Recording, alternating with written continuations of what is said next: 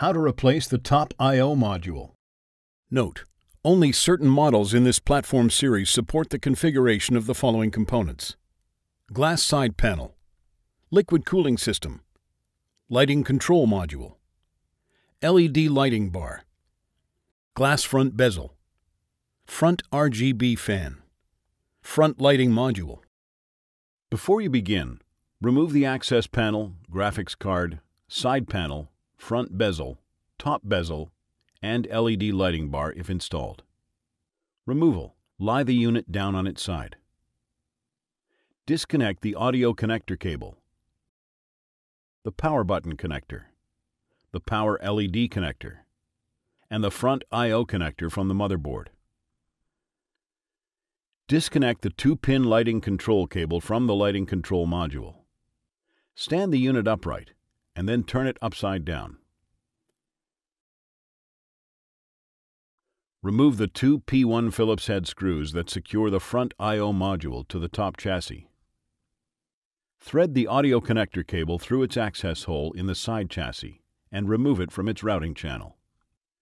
Thread the 2-pin lighting control module connector cable, which is combined with the power button connector and power LED connector, through their access hole in the side chassis.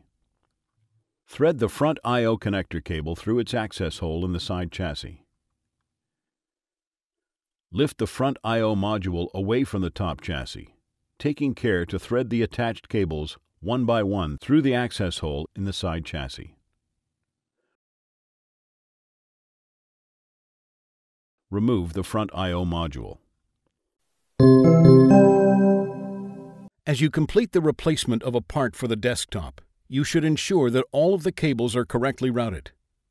The interior of the system should never look like this after a service event. As you route any cables that you've connected back into position, be sure to use the clips, hooks, and tape that are provided on the chassis for this purpose. This prevents the possibility of cables snagging or sagging when the desktop is moved. It also helps ensure clear sight and access to the components, should any further troubleshooting or servicing be needed. Replacement: carefully thread the attached connector cables one by one through the access hole in the side chassis adjacent to the front I/O module.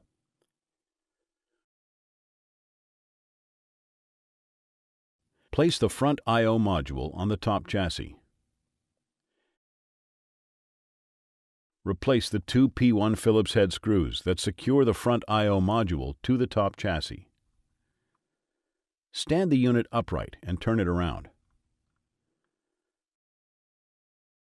Route the audio connector cable through its routing channel near the bottom of the side chassis, and then thread it through its access hole in the side chassis near the rear chassis.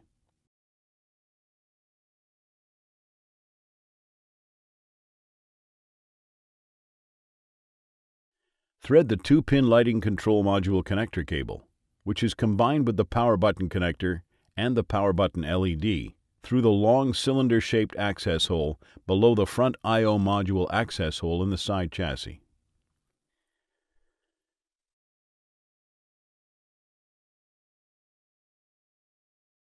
Thread the front I/O connector cable through the long cylinder-shaped access hole in the side chassis.